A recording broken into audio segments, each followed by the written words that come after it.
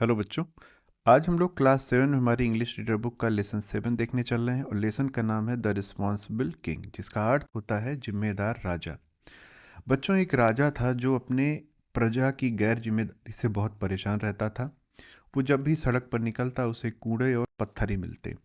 वो इतना परेशान हो गया था कि अपनी प्रजा को सबक सिखाने का फैसला करता है और एक दिन अपने वजीर के साथ मिलकर सड़क के बीच में एक गड्ढा खोदता है और उसमें सोने के सिक्कों से भरा एक बैग रख देता है। अगले दिन लोग वहाँ से गुजरते हैं, जिसमें से कोयले से लदी गाड़ी वाला एक आदमी भी जाता है, चरवाहा भी जाता है। वो लोग क्या करते हैं कि रास्ता बदल लेते हैं, किनारे से निकल जाते हैं, लेकिन कोई भी उस पत्थर को हटाने की कोशिश नहीं करता। और साथ ही साथ वो राजा की बुराई भी करते रहते हैं कि सड़कों की सफाई नहीं रहती है। तो इस तरह से अंत में राजा ने सबको बुलाया और वो पत्थर हटवाया और पत्थर के नीचे सोने के सिक्के से दबा हुआ वो जो बैग होता है उसे बाहर निकालता है। राजा ने उन्हें समझाया कि अगर वे जिम्मेदार होते और पत्थर हटाते तो सिक्के उन्हें मिल जाते।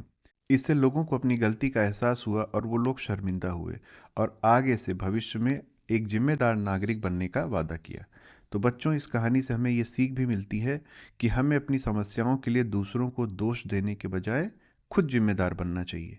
तो चलिए स्टार्ट करते हैं इसके क्वेश्चन आंसर को। सबसे पहला क्वेश्चन है, why was the king unhappy? तो राजा दुखी क्यों था? तो आंसर क्या होगा?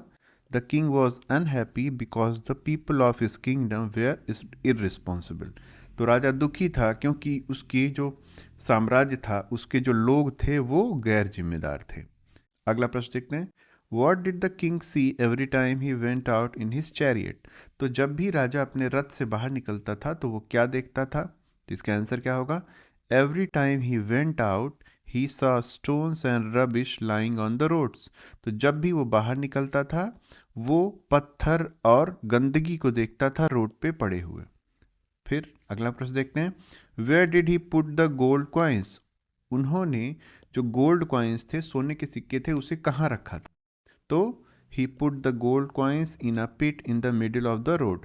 तो उन्होंने गोल्ड कॉइन्स को एक गड्ढे में रोड के बीचों बीच रखा था।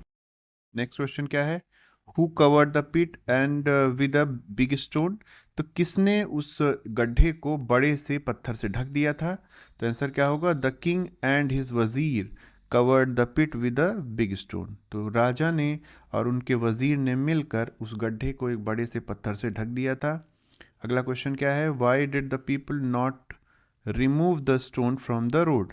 तो लोगों ने उस पत्थर को उस रोड से क्यों नहीं हटाया? इसका आंसर क्या होगा? The people did not remove the stone. लोगों ने उस पत्थर को नहीं हटाया because they were irresponsible and did not bother to do it. तो उन्होंने नहीं हटाया क्योंकि वो गैर जिम्मेदार थे, इसलिए उन्होंने इसे हटाने की कोशिश भी नहीं की। अगला प्रश्न है, what lesson did the king want to teach his people?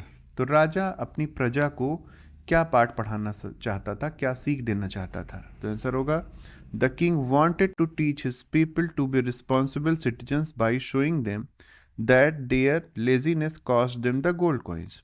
तो राजा अपनी प्रजा को जिम्मेदार बनाना चाहता था, ये जताकर कि अगर उन्होंने अपने उस पत्थर को हटा दिया होता, अपने आलस के कारण उन्होंने उस पत्थर को नहीं हटाया था, अगर उन्होंने उस पत्थर को हटा दिया होता तो उन्हें गोल्ड कॉइन्स मिल गए होते।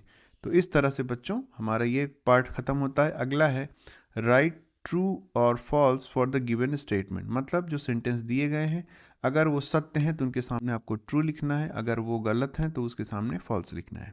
तो पहला है, the king lived in a palace. तो सही है, राजा एक महल में रहता था, तो ये ट्रू होगा। फिर है, हिज पीपल वेयर रिस्पॉन्सिबल। तो फॉल्स है, तो उसके जो लोग थे, प्रजा थी, वो इररिस्पॉन्सिबल थी, गैर जिम्मेदार थी। The king wanted to teach a lesson to the people. तो राजा अपनी प्रजा को एक पाठ पढ़ाना चाहते थे, उन्हें सीख देना चाहते थे, तो ये सही है। तो हमारा तीसरा ट्रू हो जाएगा। फिर the people remove the stone from the middle of the road. लोगों ने रोड के बीच से पत्थर हटाया था, तो ऐसा नहीं था, उन्होंने पत्थर हटाने की कोशिश नहीं की थी, तो ये हमारा सेंटेंस फॉल्स हो जाएगा। फिर the king gave the gold coins to the people. तो गलत है, राजा ने पीपल को मतलब प्रजा को अपने गोल्ड कॉइन्स नहीं दिए। क्यों? क्योंकि वो इररिस्पॉन्सिबल थे। फिर आखिरी है, people felt ashamed and sorry. तो जब उन्हें सारी बात पता चलती है तो लोग शर्मिंदा होते हैं और वो दुखी भी होते हैं, तो ये सही है, तो हमारा ये ट्रू हो जाएगा। फिर देखते हैं वर्ड पावर। वर्ड पावर में है learn the following names of group of animals. हमें जो एनिमल्स होते हैं उनके ग्रुप के नेम्स दिए गए हैं, उसे हमें याद करने के लिए दिया गया है, तो इसे आपको खुद से ही याद करना है।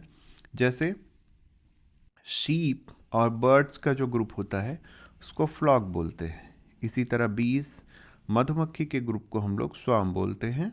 फिर चींटी होती है या खरगोश होता है, तो उसका जो ग्रुप होता है उसको कॉलोनी बोलते हैं। जो हाथी होता है उनके ग्रुप को हर्ड बोलते हैं। लायंस के ग्रुप को, शेरों के ग्रुप को प्राइड बोलते हैं। फिश के ग्रुप को स्कूल बोलते हैं और डॉग्स के ग्रुप को पैक बोलते हैं। तो इसे बच्चों खुद ही आपको याद करना था। फिर हम लोग देखते हैं यहाँ पे लैंग्वेज प्रैक्टिस दी गई है। Make sentences using the table. यहाँ पे आपको सेंटेंस बनाने थे इस टेबल की मदद से। जैसे the first day of the week, मतलब सप्ताह का पहला दिन कौन सा होता है, इज। हम लोग यहाँ पे देखेंगे तो क्या हो जाएगा आपका, the first day of the week is Sunday. तो हमारा ये सेंटेंस कंप्लीट होगा। देखिए हम भी लिखा हुआ है the first day of the week is Sunday. फिर इसी तरह हम लोग दूसरा भी बना सकते हैं, the second day of the week is Monday. तो हमारा सेकेंड सेंटेंस बन गया, the second day of the week is Monday. इसी तरह आप थर्ड का भी बना सकते हैं। फिर हम लोग आते हैं मंथ के लिए, तो होगा the last month of the year is December. तो ये हो जाएगा the last month of the year is December. फिर होता है the second month of the year is February. तो इस तरह से हम लोग सारे सेंटेंस बना सकते हैं। बच्चों के साथ हमारा ये चैप्टर समाप्त होता है। आपको ये चैप्टर हेल्प कर रहा है तो चैनल को सब्सक्राइब कर लीजिए, जिससे आप जब भी नया चैप्टर पढ़े आप देख सकें। तो चलिए इसी के साथ अपना आज का ये वीडियो समाप्त करते हैं। अगली वीडियो हम लोग फिर मिलेंगे, तब तक अपना ध्यान रखिए।